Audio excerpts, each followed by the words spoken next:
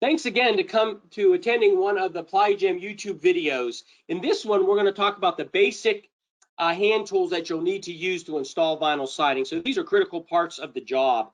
So we're going to go over all of them, show you where they're used and how they're used. The first one we're going to start with that everybody needs on the job is a simple pair of good quality tin snips. Now you'll notice Eric's wearing safety glasses. Make sure to wear safety glasses and hearing protection on all jobs when you're using vinyl siding.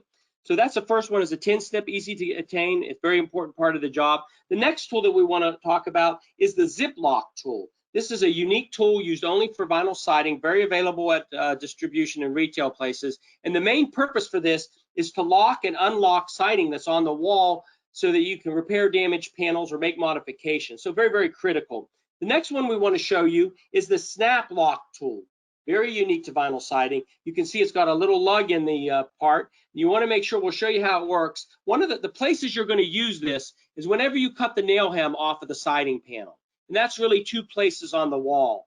Under every window, you're going to cut the nail hem off. And at the last course in the eave, you're going to cut it off to install that last piece. So you need to attach it. And the only way you can use it is by using that utility SnapLock tool. So Eric's going to show you. He's going to make sure he puts just a couple lugs in it. Then he's going to show you a close-up of what it makes and actually show us that it does have those lugs. Now, those are very important.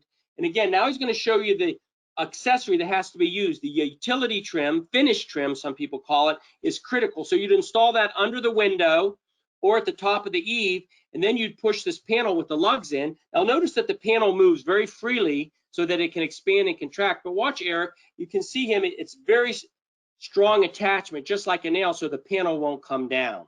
So that's a very important tool. The last tool we want to tell you about is the nail hole slot punch. It looks similar, but it's got a bigger slot up there because it's actually going to make a nail hole slot punch.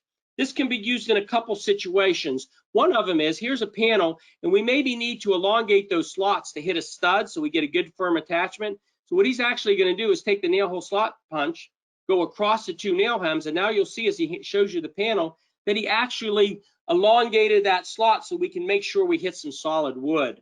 Now, the other place at times you may need to just put a nail hole slot into a cut piece of siding.